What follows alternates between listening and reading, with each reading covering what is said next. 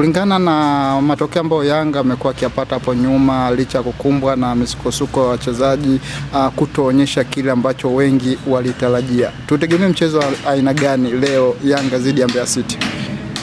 Nafikiri mchezo ni mgumu na hii naangalia kwa pande zote mbili, kwa maana kwamba Yanga ambao wameperform michezo yao siku za hivi karibuni na kumekuwa na zile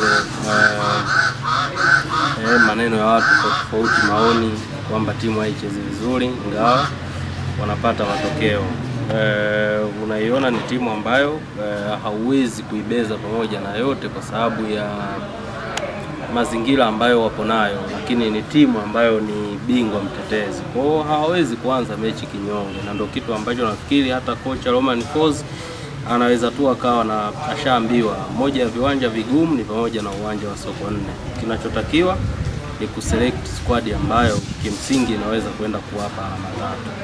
Na ukiangalia kikosi cha Yanga ambacho wapo nacho, nafikiri wana deserve kupata alama tatu mbele ya Mbeya City, ingawa haitokuwa kazi nyepesi hata kidogo, kwa sababu naangalia historia hivi vilabu viwili tangu msimu wa 2013-14 mpaka leo.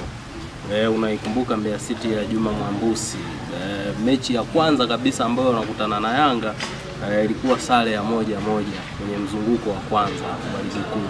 Lakini miaka yote hii wamekutana takriban mara 19 kwenye mashindano ya ligi kuu.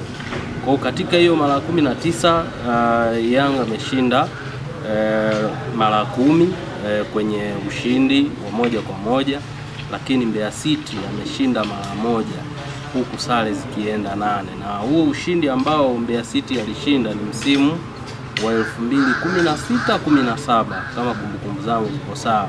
Mbeya City wanashinda chuma 2-1 pale Sokoine Stadium. Wakati huo mzunguko wa pili na wao wanaenda kuruhusu chuma 2-1. Kwa hiyo waligawana alama, kila mtu alivuna mzunguko wa kwanza. Kwa nafikiri mechi inaenda kuwa ni ngumu. Ninachotarajia kukiona ni pamoja pengine na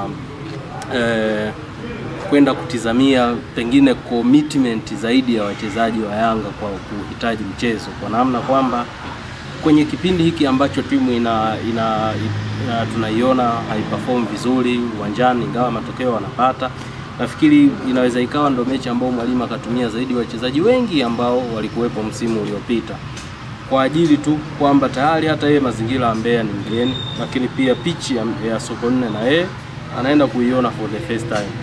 Haijawa nzuri miaka mingi. Kwa hiyo nafikiri hata ile mpira ile kuseleleka chini inaweza isiwe kihivo, kwamba uhakika wa pasi ukawa sio kwa ufanisi ule ambao watu wengi wanaweza wakawa wanatarajia. Kwa hiyo nafikiri mechi inaweza ikatupa ugumu kwenye maeneo hayo, lakini angalia pia Mbeya City sio kinyonge kwa aina wachezaji ambao ipo nao. Unazungumzia kina Yaya Mbegu, kina Habibu Kiombo, kina Mateo Anthony, kina Mbokile.